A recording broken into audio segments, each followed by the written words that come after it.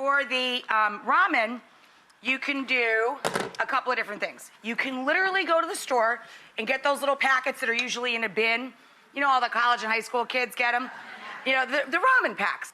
Or you can order real ramen noodles online. I'm gonna wait and drop the noodles in the next act because they cook so quickly. The ramen, crab ramen. Yum! After this.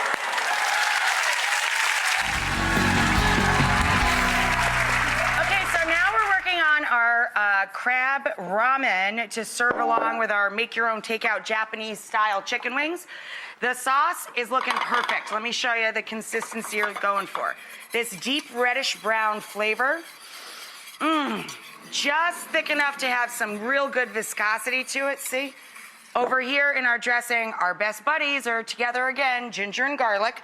To the ginger and garlic, we're going to add some grated shallot. This is for the dressing for the crab ramen. A bright citrus flavor from lime. Squish that out. We're also going to use rice wine vinegar. 1, 2, 3, about 3 tablespoons.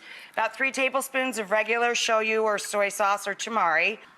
And then a couple tablespoons of our Korean-style chili paste, which is sweet, or sambal olek. I would do 1 fat tablespoon of that because it's a little spicier. And about 2 tablespoons of sesame oil. We just whisk this up. Of course, I got the crab and I picked through it. We're going to use chives and either shiso leaf, which looks like this. We have peppadews, little sweet pickled peppers. We have toasted sesame seeds to go up on top. And we ran our hands through the crab to make sure there's no bits of shell. And that's it. I'm gonna drop the noodles. When we come back, we'll toss everything together and serve it. So here's our cold ramen. I'm mixing that together in our really fragrant, delicious, spicy sauce. And we're gonna add our crab.